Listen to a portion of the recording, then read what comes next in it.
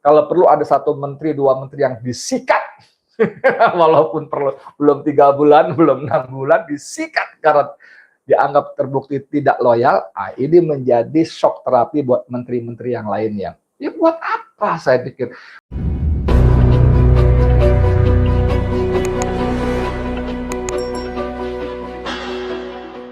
Saudara Edi Mulyadi dari Bang Edi Channel FNN ya, Forum News Network Bang Edi Channel. Hari ini ada berita Prabowo Subianto, Presiden Republik Indonesia, memboyong 108 menteri, wamen, dan para kepala badannya ke Akademi Militer di Magelang.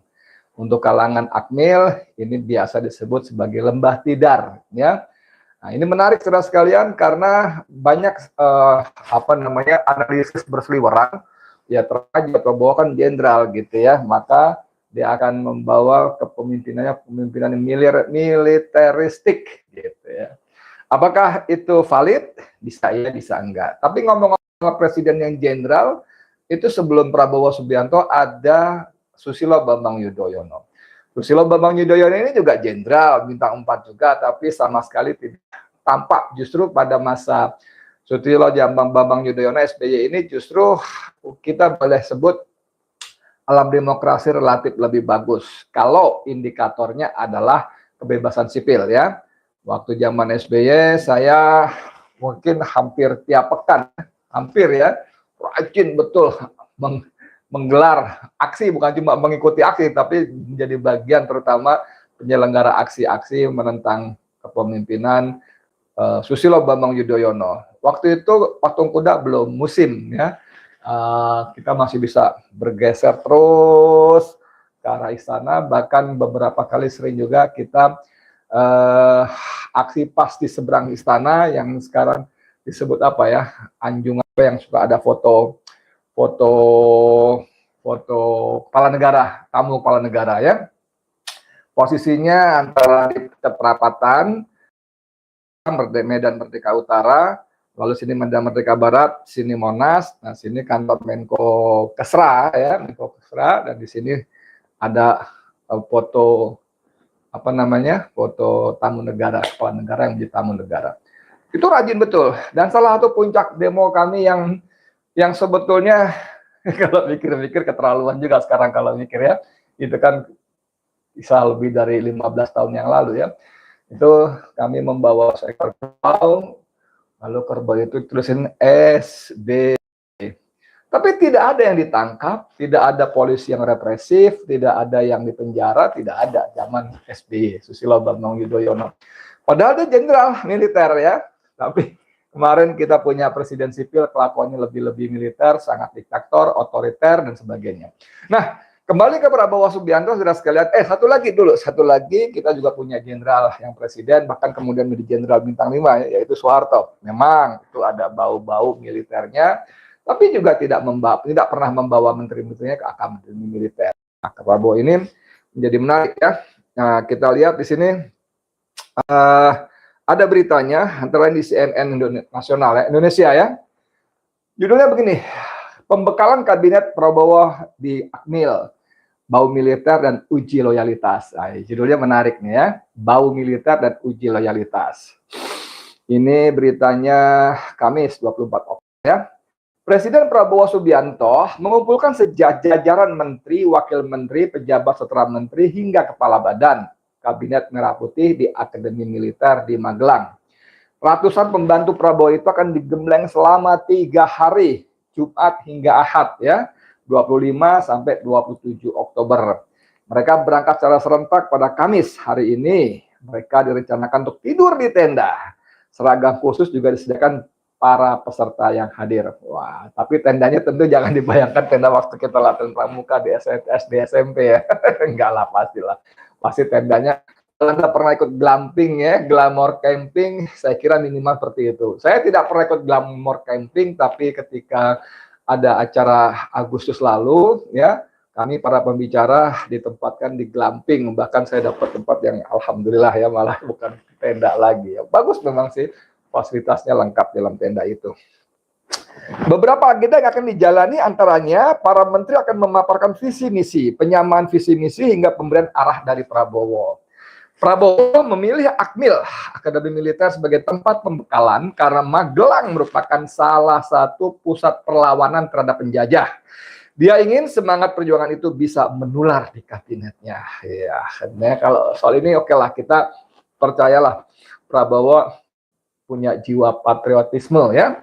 Oke lah.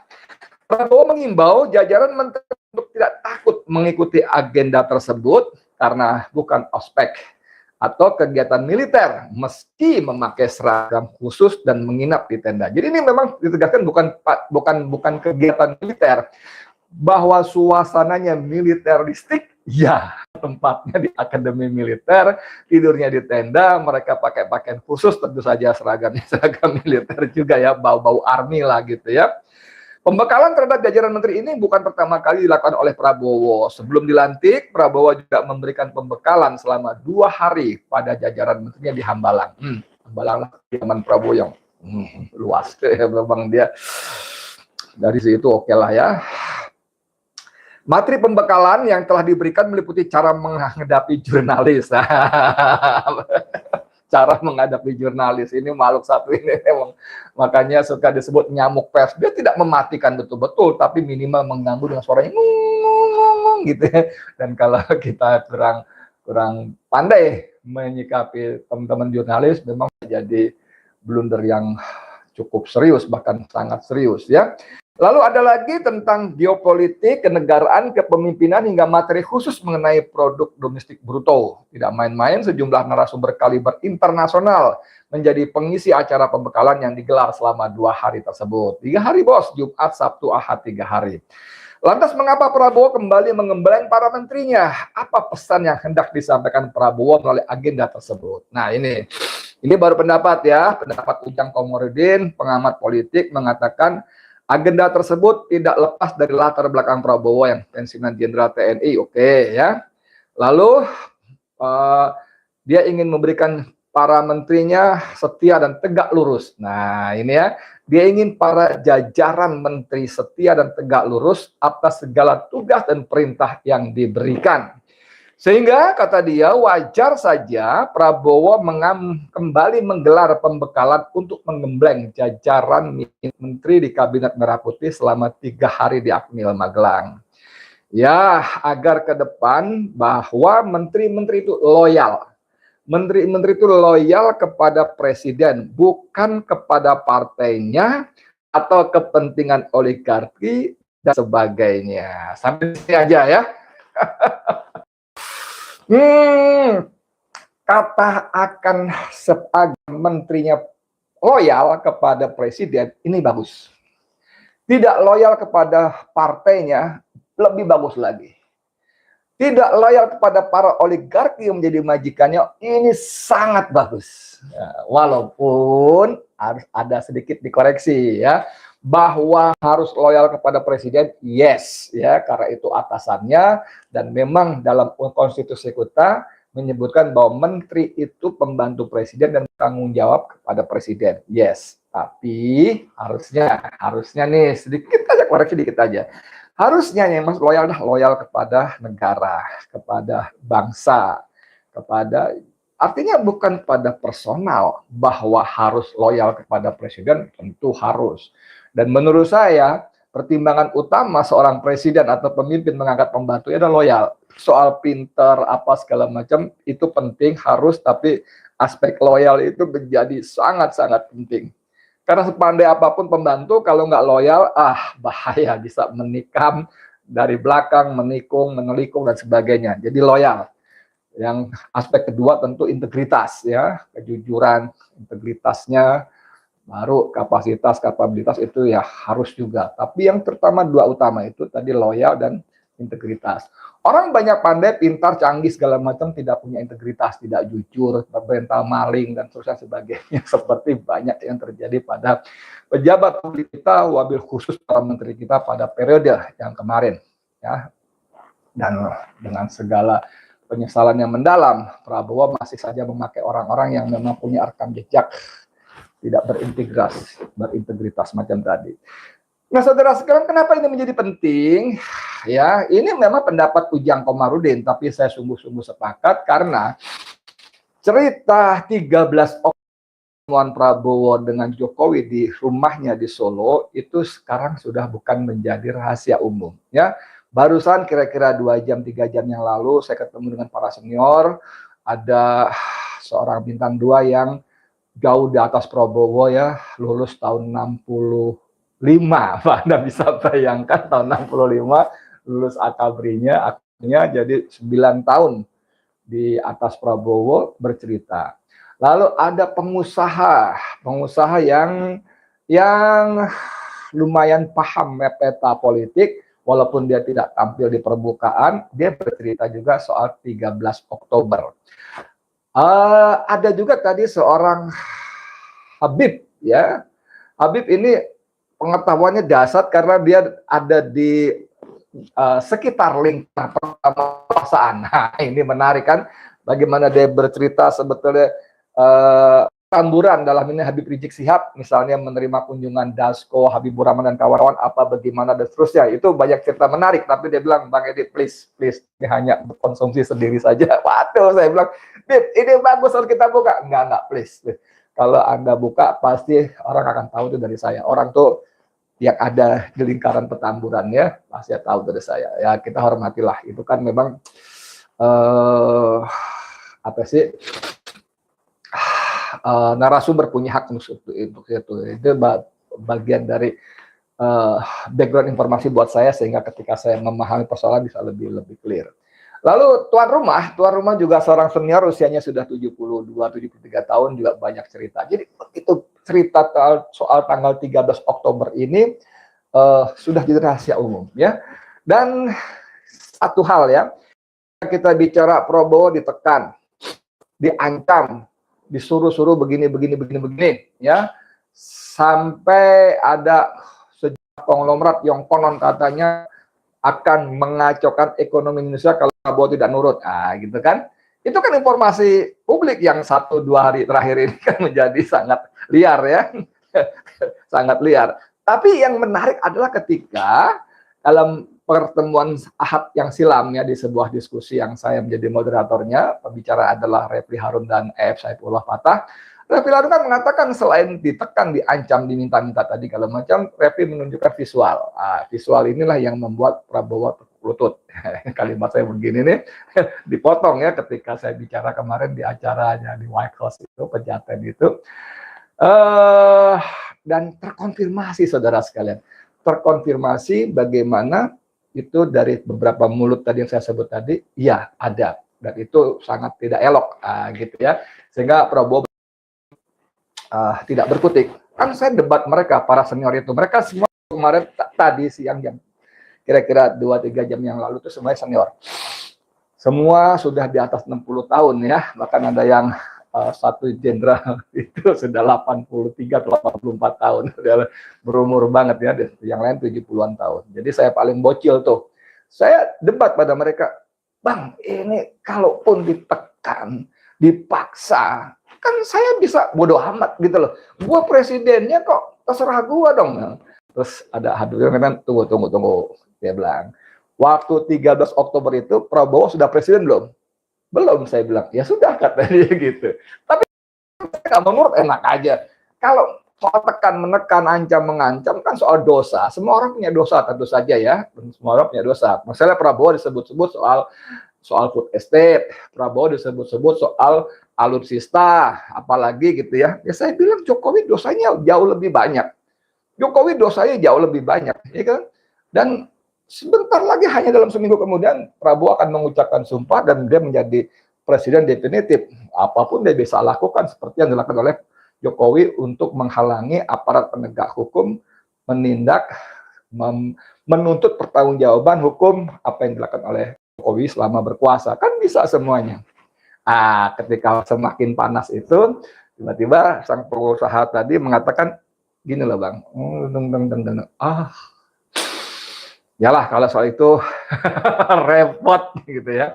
Nah kembali soal tadi saudara kalian, jadi soal loyalitas ini Said Didu menulis bagus sekali ya, dan antara lain dia sebetulnya menulis di akun X-nya, akun Twitternya, tapi ditulis menjadi berita oleh beberapa media online, antara lain oleh Fusilat News. Ini menarik betul dan menjadi sangat relevan dengan apa yang mau kita bicarakan di sini ya.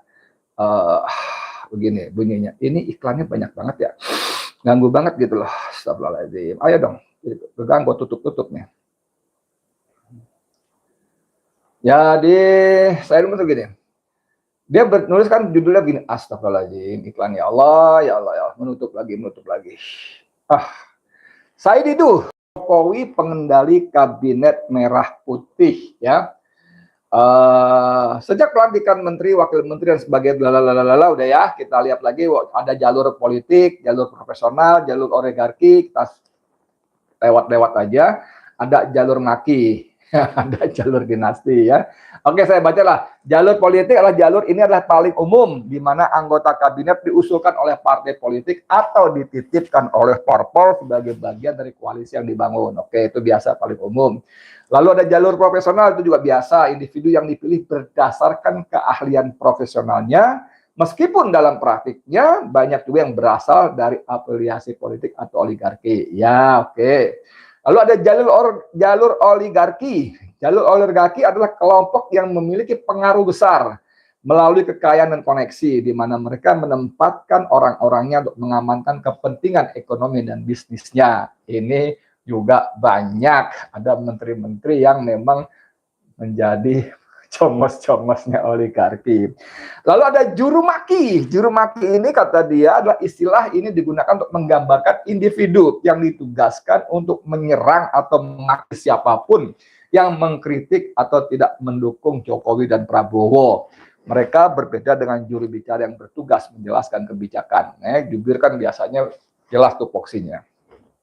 Dan jalur kelima lah jalur dinasti. Jalur ini digunakan untuk mengamankan kepentingan keluarga dan dinasti politik, di mana individu yang terafiliasi dengan keluarga penguasa ditempatkan di posisi strategis guna melindungi kepentingan pribadi dan bisnis keluarga. Nah, ini menarik ya.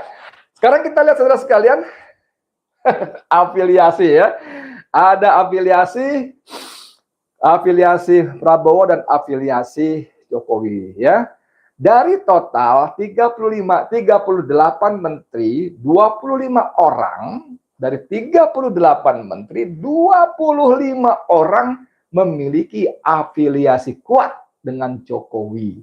Sementara 13 orang berafiliasi dengan Prabowo. Ya.